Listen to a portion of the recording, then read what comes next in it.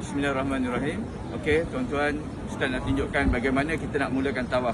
Ketika kita sampai di garisan ini, di sebelah kiri Ustaz adalah Hajar Aswad. Ya, nampak yang warna kerum tu, itu adalah Hajar Aswad. Okey, adapun di sebelah kanan Ustaz adalah lampu hijau.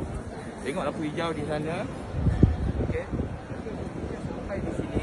Ketika sampai di sini, cukup kita berpaling ke arah Kaabah, ya, dan kemudiannya kita mengangkat tangan melambai ke arah Kaabah. Bismillah Allahu Akbar, Bismillah Allahu Akbar, Bismillah Allahu Akbar, walillahil hamd. Ambil tangan kita kecup. Kemudian kita terus melangkah, ya, dengan beristighfar ataupun apa saja yang kita nak bacakan, ya. Ketika tadi kita boleh berniat, ya, sahaja aku tawaf Baitullah sebagai tawaf umrah kerana Allah Taala. Cuma niat itu hanyalah sunat sahaja. Kalau terlupa pun tak apa. Kemudian pada pusingan pertama ini kita terus beristighfar, itu yang terbaiknya, ya, kerana kita nak bersihkan dalaman kita, ya.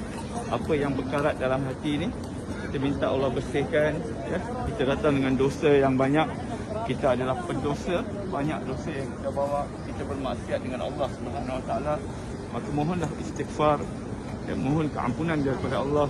Astaghfirullahal azim alladzi la ilaha illa huwal hayyul qayyum wa atubu ilaihi. Astaghfirullahal azim alladzi la ilaha illa huwal hayyul qayyum wa atubu ilaihi. Astaghfirullahal azim alladzi la ilaha illa huwal hayyul qayyum wa atubu ilaihi. Ketika tawaf, pastikan bahu kiri kita ini sentiasa menghadap ke arah Kaabah. Jangan sekali-kali ketika tawaf kita berjalan macam ini, ya, berjalan macam ni ataupun berjalan macam ini ataupun berjalan macam ini, maka terbatal tawaf itu, kena patah balik, ambil balik tempat mana kita berpaling tu. Kalau contohnya kita tawaf tiba-tiba kita bercakap dengan kawan kita, okey, jadi kita dah beberapa langkah ni kena gostan balik, ambil balik, pastikan balik kat mana yang kita berpaling tadi, kita teruskan macam ini, ya. Pastikan bahu kiri kita sentiasa menghadap ke arah Kaabah, ya.